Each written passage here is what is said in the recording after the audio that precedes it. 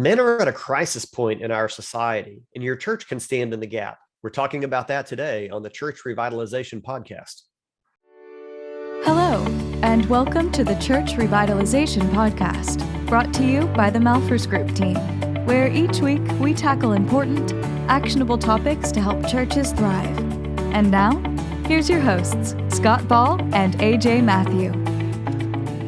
Welcome to the Church Revitalization Podcast. My name is Scott Ball. I am joined by my friend and co-host, AJ Matthew. AJ, welcome to the podcast. Glad to be here as always, Scott. And this is a good topic today. Probably an overdue topic, and maybe one that is going to make people think. Yeah, we don't generally kind of tread into cultural issues on the podcast by and large, although I guess everything we talk about touches on it in some respects, I guess. But I feel like this is an issue where the church has an opportunity to step up into a growing problem that is a problem that, to be honest, I don't think we want to talk about much in society. I'm trying to tread lightly a little bit here because we're not, this is not a partisan podcast by any means, but the evidence exists that men in society today are not thriving. Is that a fair way to put as that? Leaders? Yeah, in a lot of respects. Yeah. Yeah. So here's an objective data point we can look at. U.S. colleges. So over the course of the last year, with COVID and everything else, but U.S. colleges and universities had 1.5 million fewer students compared with 5 years ago, and of that 1.5 million fewer students, AJ, 71% of that decline was with men. And this is a trend that's not new. In fact, over the course of the last 40 years, men make up a smaller and smaller and smaller proportion of the college admissions group. Men are not only not enrolling in college at the same rate as they used to, they're also less likely to graduate from. So the men who are enrolling aren't graduating. And this isn't a point about just college and men going to college, because we all know that you can be successful in life without a college degree. But this is one data point that points to other trends that we see, AJ, in society, that men are more likely to be single. Men are, which I know is an interesting thing, because you'd think for every woman who's married, there's a man there. But just statistically, men are more likely to be single than women. Men are likely to do poorer in their careers when they are single. They make less money than women, and than single women do. And overall, I think it's fair to say that as families go in this country and any country, so goes the whole society. And so that's the broader point that we want to make, is that it's actually better for women and better for the whole of society if men are godly and responsible husbands and fathers. That it's good for everyone. So the case we're trying to make here is not, gosh, men sure are getting a raw deal. That's not what we're saying.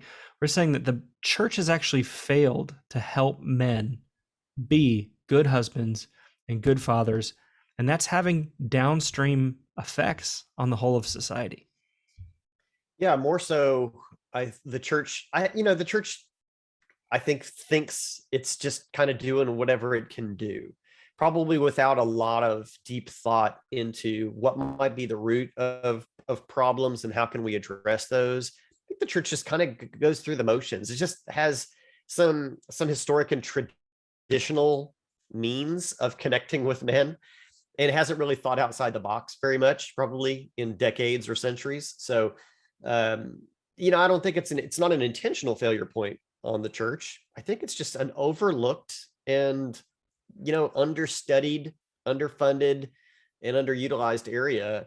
And And I think it's something that needs to be looked at now.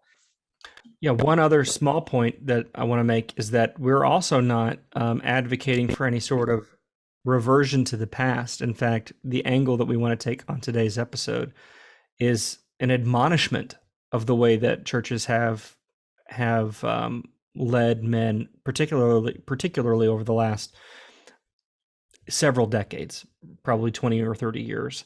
And so we aren't advocating for the good old days. We are trying to look towards the future. How can we serve families and through the lens of men in particular in the future in a way that aligns with where society is today? So on that note, AJ, we've got 5 ways that we feel like the church has failed men, and we can speak to maybe what things could look like that would be better or different. Yeah, so let's start us off. So the first one is churches have focused on programs rather than praxis, or another way to say that is churches have sought participation rather than transformation. This is true across the board when it comes to discipleship in general, but I think it's especially true with men. The number of churches that we go to, AJ, and it's almost a joke. The men's ministry, they'll put it up on our sticky notes when we're doing our assessment, and it's almost a laugh. Like, yeah, we have a men's ministry, but it's actually 5 guys who go to Cracker Barrel, at 6 a.m. on Tuesdays. It's the same 5 guys for the last 20 years. Or we hear, there's a pancake breakfast that happens once a year or whatever. And it just it's almost a joke. Yeah. You were talking about even in your own church, AJ, kind of the contrast to what's going on there. Yeah, the disparity of men engaged in things versus women engaged in things. So yeah, my wife and I both go to Thursday night Bible study, and there's a women's study, there's a men's study, and we're members of a mega church, but we're at a small satellite campus, in a more rural setting. And so we've only got a couple hundred people in our church. And the women's on Thursday nights, there's like 45 women participating on Thursday night. And over here on the men's side, it's very inconsistent. So we're in like our 4th week or something right now. We've had as high as 15 and as few as 5. So there's something going on. Yeah, and I'm not throwing your church under the bus by any means, AJ, but there's for most churches, they would look at that even and go, well, at least you're offering something. And gosh, it's not on us. If men don't want to show up, yeah, then they don't want to show up. And what could we do about it? And we kind of just shrug our shoulders and move on. So it's almost like, so long as we offer something, mm-hmm. We have a program, then it's good, Yeah, and that's more so actually that right there is the fit for today, for the Church Revitalization podcast in this topic today, because what we do at the Malfers Group and in our strategic envisioning process is pull back the layers. I mean, what's behind what's happening, and how do we really get into the root of things that will be best practices for the church and make improvements. And so that's more the thing, is like, great, my church offers men's Bible study and equally offers women's Bible study, but we have this disparity in the numbers that want to attend. That then is why does that happen? Now, I don't have that answer today, but that's the question that you listening today as a church leader need to be examining your own church. Why is this? Are you saying, yeah, AJ, I get the same thing happening in my church? Why? This is what we're prompting you today to begin to investigate. And we're just gonna show you, what do we have, Scott? 5 or 6 things that hopefully will make you ask why, if you're finding those in your church. Right. Let's move on to the next one, which is point number 2 here. There's very little mentorship happening. So one of the ways that the church has failed men is they're not mentoring men. And I'm not trying to blame just the older generation. I think there's probably some assumptions on the younger generation, but I would contend, AJ, that the primary responsibility for mentorship should fall on those who are older and more mature, to invite younger men into the fold. I see a lot of church deacon teams and elder teams and boards that are led by a bunch of guys with gray hair, and they're not inviting younger men to serve on those. Or if you've got a 6 a.m. Cracker Barrel group, when's the last time you invited someone to that group to sit in on that? Yeah. I think that's... Sorry, go ahead. Something that Jesus turned over as well culturally when he was here in his earthly ministry, right? Mentees or, disciples would pursue a rabbi, would they not? Mm-hmm. You want to be mentored by somebody, and you would hope to be able to be. And Jesus turned that around and called people, come follow me, sit under my teaching. And that's more of, and even I think culturally, this is more the adopted thing. I think you don't find young men seeking out older men. Sometimes you do. I've had that experience myself. But we should be, our older men, our wiser men should be pursuing younger men and offering opportunities. Yeah. And, I think that for a lot of younger guys, they wouldn't even know how to start that conversation. Yeah. Who would I talk to? What would that even look like? Am I allowed? There's so much there. And so the church has a real opportunity to invest in young men. And I'm saying young men, but I've made this point on the podcast before, AJ, that when we talk about millennials, they're in their 30s. Think about that. The oldest millennials, AJ, are nearly 40 years old. They're not.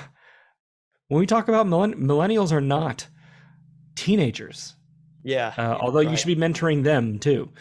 But most millennials are in their late 20s. They're in their 30s. They're in entering the prime of their careers, and they are mentorless. Yeah. That's a problem. Yeah. We're not saying there's a set rule on this. Anybody in the next stage of life from somebody else may have the qualifications to mentor somebody younger.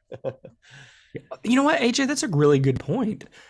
I think that maybe that's something that holds back some of the older guys, is thinking that they have to reach some level of qualification. You know what I mean? Like, well, what do I have to pass on to someone? And there's a competency bias there, where you don't know what you know. And so you have more to offer than you might realize. Yeah. I mean, it doesn't need to be some formal thing. Like we've got a curriculum of mentorship and a reading list. I mean, please get away from that, actually. Intergenerational relationships, simply where a couple of guys or a small group can just go, here's what I'm dealing with right now. Here's what, my 8-year-old and my 4-year-old are doing. And, some other guy that even has kids in college now is like, man, I remember that. I had something just like that. Here's what me and my wife ended up doing. That's a mentor relationship, and it doesn't need to be anything more complicated than that. No. And that's, again, part of our problem is we over-program everything. So we define, here's what a mentorship is, that it meets twice a month and it meets at these times. And it's like, can we please stop that? And just try to encourage these relationships to happen and let them happen, so they can meet more or less often. They can read a book together or not read a book together. They can, we just need to be facilitating these connections and get out of the way. Right. So, okay. Some of what you were saying, AJ, was actually a good transition to point number 3. If you want to grab that one. Yeah. So, and the most uncomfortable point on the list today. So if you can make it through this one, the coast is clear till the end of the episode. Confession, a confession culture has become an avoided thing. It's almost taboo. And so this is a biblical point that we present day cultural Christianity has moved away from, and that's having safe relationships that would foster the ability for men, because we're talking men, to confess things to one another without fear of retribution or admonishment. Maybe there's some deserved admonishment to some degree, but Yeah, for um, sure. focusing more on restoration and healing, and the things that the Bible says we should be doing with one another, instead of, I feel like I need to confess this, and I do, but now I'm worried. Now, in addition to the worries I already had in my sin, I'm worried now about what's going to happen because somebody else knows about it. And that Hmm. should almost never be the case. Right. Now there's points in which, if somebody's confessed that they've been harming somebody, placing others in danger, these are different topics. We're talking, personal sin in which you're harming yourself primarily. You should be able to talk about that with somebody. Well, and to be honest, AJ, I think that there's sin always has consequences. And so if we're trying to avoid confession because we're trying to avoid consequences, that that's not good either. But if we're avoiding confession because we're afraid that we won't be accepted or that we're going to be kicked out of the fold, it's an anti-biblical approach. I mean, Jesus never really had problem. He could deal with pretty much any sin that's confessed. What he couldn't deal with was people who pretended like they didn't have sin. That was bothersome to him. There may be consequences of confessed sin, that's true, but there's consequences of unconfessed sin also. So sin always has consequences. The question is, are we going to work through those consequences in an environment of openness and confession and healing, or are you going to have to wade through those consequences in an environment of shame and guilt and isolation? And unfortunately, I believe that most Protestant churches, especially, are set up for failure here because we don't embrace a culture of confession. We do reject people when they come out about sin that they're struggling with. We do.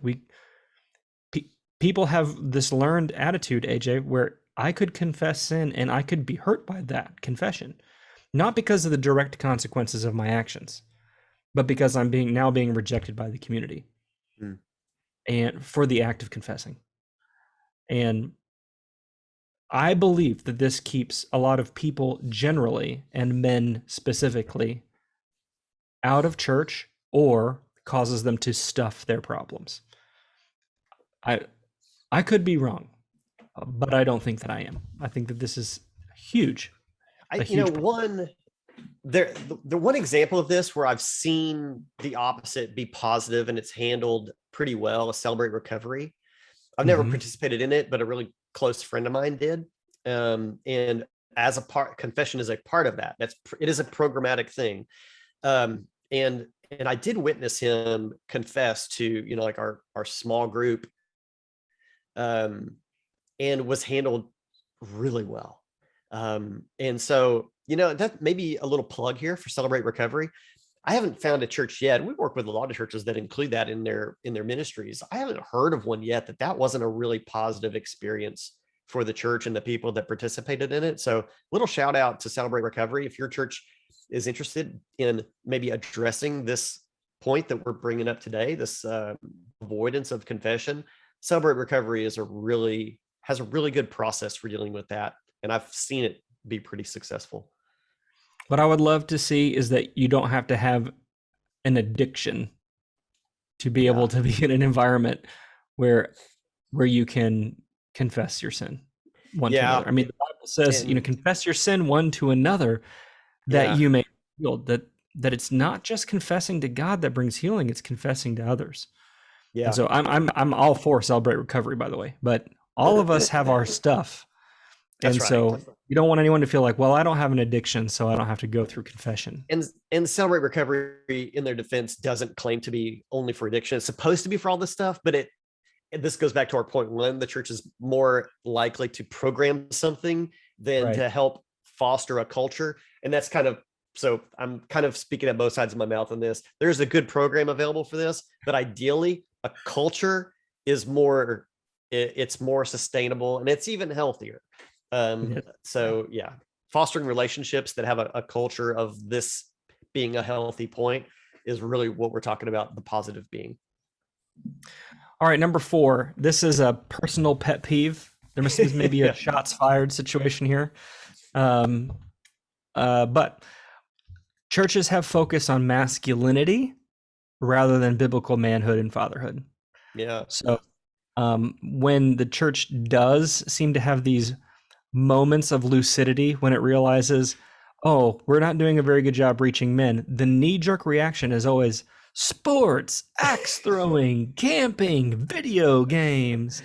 Like they know the things that men tend to like, golf, whatever. I personally, I like watching sports, but I don't like playing them particularly. I've done axe throwing one time and it was very bad. And I really hate camping. So I see any of that stuff and I'm out. And also, how is that helping me be a better dad or husband, even if I did like those things? And so in church, when we have this realization that we're not serving men well, we tend to just want to do things that boost testosterone and not actually help.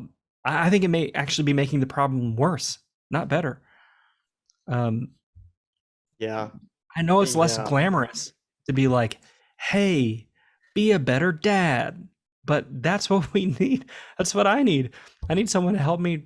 How do I not lose my temper with my 9-year-old when he rolls his eyes at me for the 3rd time in a day? Yeah. How do I talk to my daughter lovingly when she's, upset about something? I need that. I don't need you to plan a camp out. Like I don't. Yeah. Right? And it's okay to do some of that stuff. We're not saying never do that, but don't, if you think this is the only way that we can get a man to do something, you're wrong.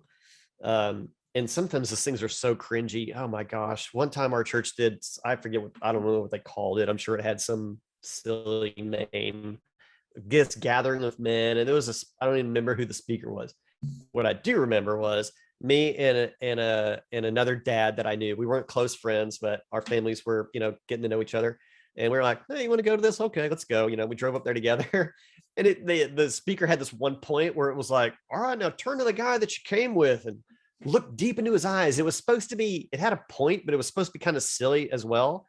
But it was the most uncomfortable thing ever. And I was like, I'm never going to another men's thing. Forget it. And yeah, like there's so much of that garbage out there that I don't know who in the world at the end of it is going, wow, this was good. Yeah, I think that I'm at least in the group that's saying, please stop. Yeah, I mean, it feels, and again, I'm sorry if anyone's offended by this, but I'm not that sorry. It feels like most men's stuff is planned by people who are thinking of what's a caricature of what men are. Let's just plan that thing. Yeah. Versus digging deeper and going, what are men really struggling with? Let's go after that thing. And all of this kind of relates back to that first point of we just want to have a program to say that we've done something rather than pursue deep transformation of men. And it's a real problem. And it's failing men. All right. Last one, AJ. And this is sort of a upstream issue. If we can tackle this last thing, we can maybe be tackling some problems. That's right. Yeah, further upstream. I think this has practical implications. Yeah. Yeah. All right. Hit us with it. Yeah, this is a lack of support for boys who don't have this a father in the home or a positive male role model. And this truly is sowing into the next generation and trying to, maybe even break generational sin in some family trees and really affect, how a man's life will end up and how it will affect the culture and society around him. Because if we can help, I mean, look, we have a problem. We've got a lot of boys growing up without positive male role models in their life. And this is a really great space that the church could act into and really have a positive effect on the future. I got to give I'm giving shout outs today. I mean, I already hit up Celebrate Recovery. I got to hit up Trail Life USA. So, this has a bit of a programmatic thing to it. It's a camping thing, outdoor adventure. All right, you're 0 for 2 on our list here, AJ.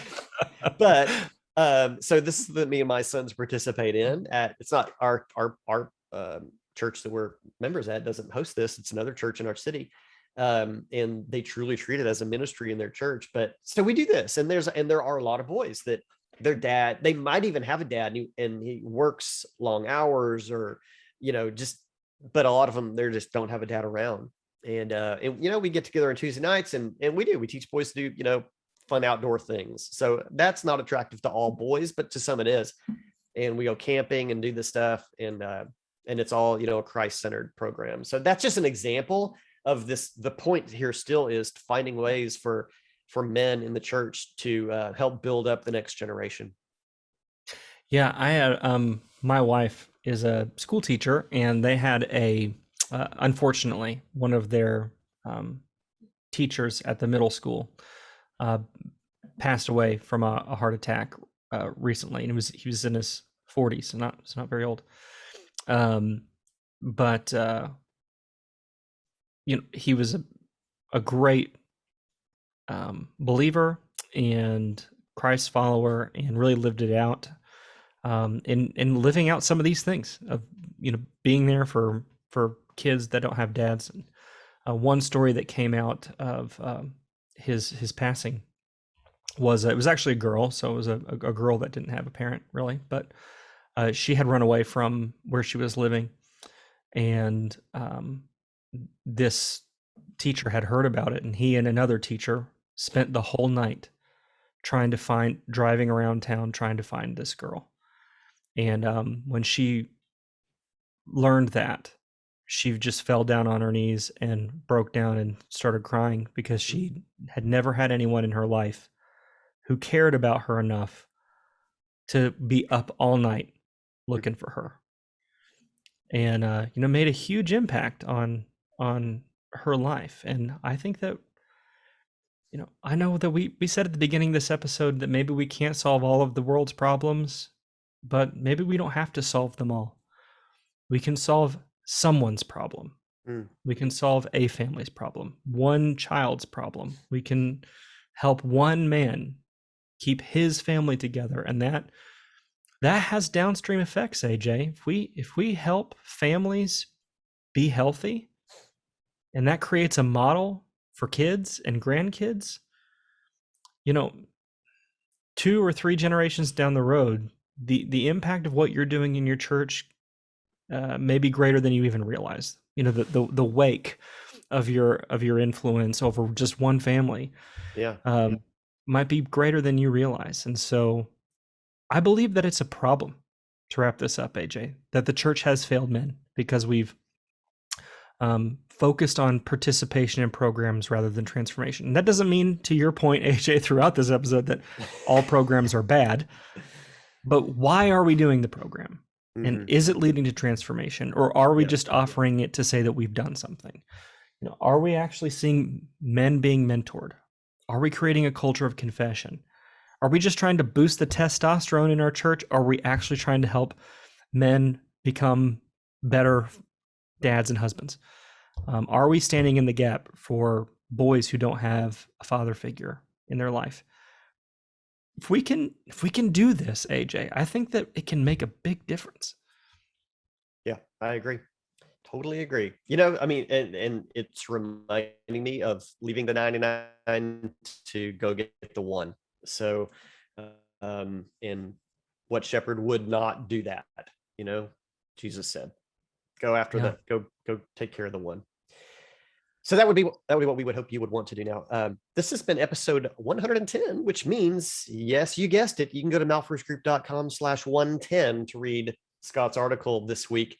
And if you go over to YouTube, you can see the two most handsome guys in the church revitalization space talking about this topic instead of just listening. But the bonus I thought you were going to say, it would be more accurate to say the two most handsome men on the church revitalization podcast. Since it's just the two of us. That would be the most accurate way of putting it. But yeah. And you can, if you want to, watch this episode with your team, we got some discussion questions over there as a little bonus down in the description below. While you're there, hit subscribe and ring the bell, and share this podcast with somebody else that in church leadership also, because we would love to be able to have their ear on these topics as well. Thanks for being with us, Scott. Thanks for a great article this week, and we'll be back with you again next week with another fresh topic.